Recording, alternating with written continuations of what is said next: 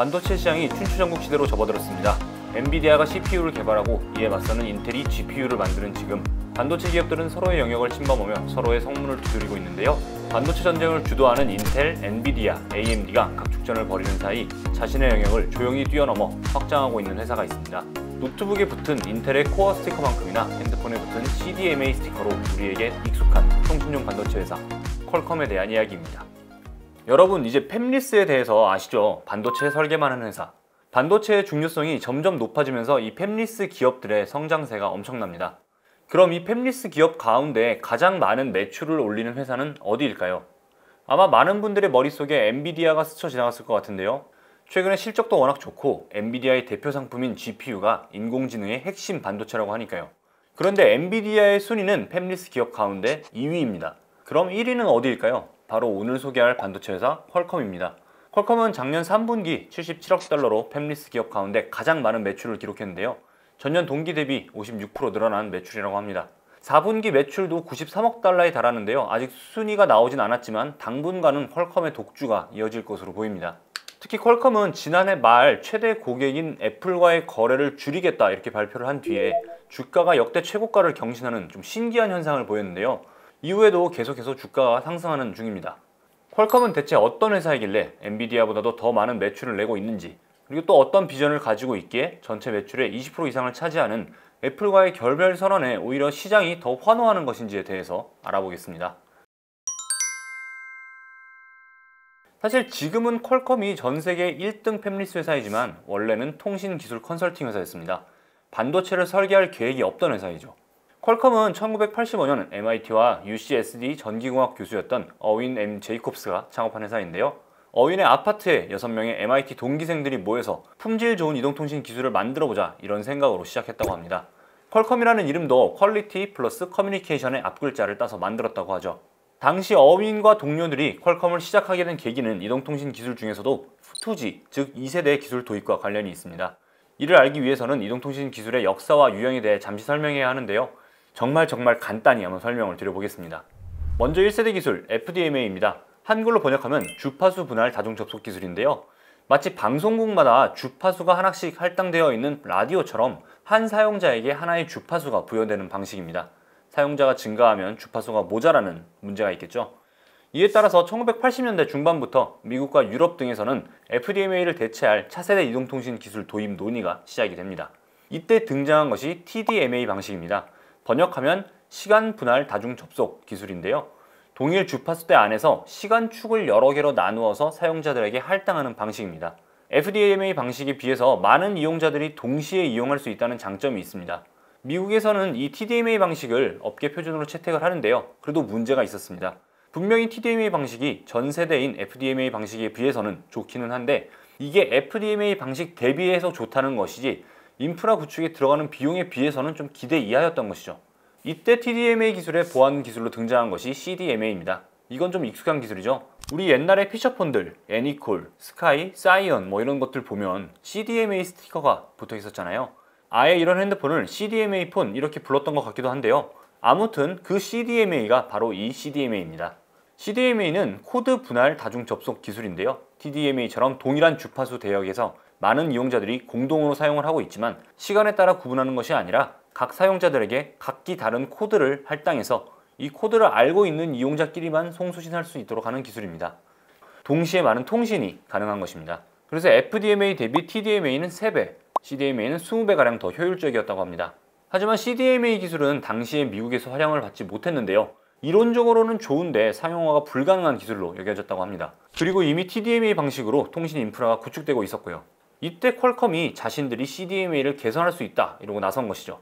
실제로 퀄컴은 1989년에 CDMA 기술을 상용화 가능한 수준으로 개선을 했고 1993년에 미국 통신산업협회에서 CDMA 기술을 기술 표준으로 추가 채택하면서 미국의 통신업계는 TDMA와 CDMA 병행체제로 가게 됩니다.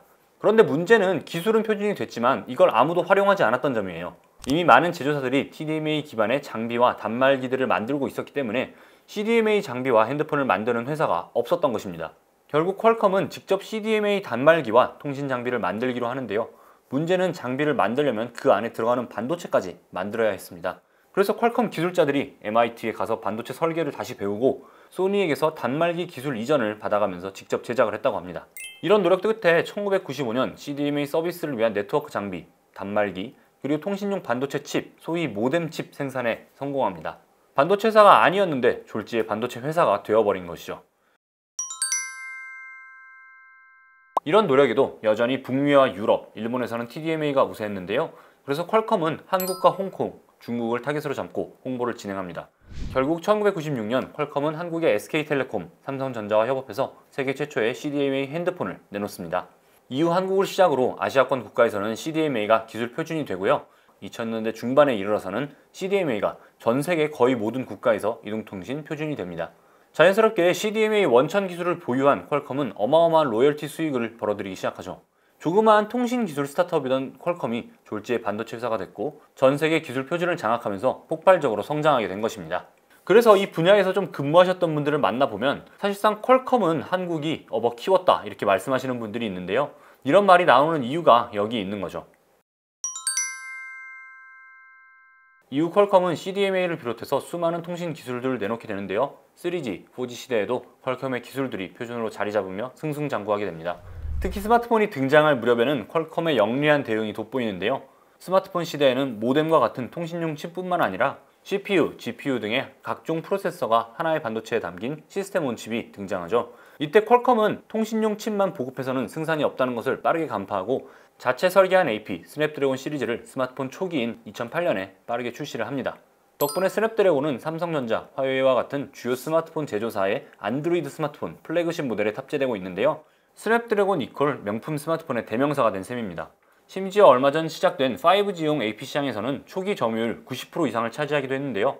후발 기업들도 5G 칩 생산에 돌입하면서 점유율이 낮아지긴 했지만 여전히 40% 이상을 유지하면서 5G 시대를 이끌어가는 반도체 회사가 됐습니다. 또 퀄컴은 앞서 말씀을 드렸듯이 수많은 통신 기술 관련 특허를 가지고 있는데요. 특히 스마트폰과 관련해서는 6,000개가 넘는 표준 필수 특허를 보유하고 있습니다. 우리가 일상에서는 없어서 안 될 와이파이, 블루투스, GPS와 관련해서도 퀄컴이 대부분의 특허를 가지고 있다고 할 정도니까 정말 대단한데요. 문제는 이 표준 필수 특허란 게 표준 기술을 구현하기 위해서는 필수적인 특허이기 때문에 스마트폰의 통신 기술 구현을 위해서는 거의 무조건 사용 허락을 퀄컴에게 받아야 하는 특허라고 합니다. 다시 말해서 퀄컴 제품을 굳이 쓰지 않더라도 스마트폰을 만들기 위해서는 퀄컴의 로열티를 지불해야 한다는 말이죠. 그러다 보니 아직 많은 스마트폰 제조사들이 자체적으로 AP를 제작하려고 해도 퀄컴의 막대한 기술 로열티를 지불해야 하는 상황이 된 셈입니다. 그래서 퀄컴의 이런 수익 구조는 크게 QTC와 QTL 두 가지로 나뉘는데요. QTC는 퀄컴 CDMA 테크놀로지스, 즉 퀄컴 기술을 이용해 만든 반도체를 비롯한 하드웨어를 판매하는 모델입니다. 스마트폰과 기지국 사이 무선 통신을 위한 셀룰러 모뎀, 스마트폰용 AP, 와이파이와 블루투스 부품 등이 대표적인 상품입니다. 2021년을 기준으로 전체 매출의 77%를 차지하고 있습니다.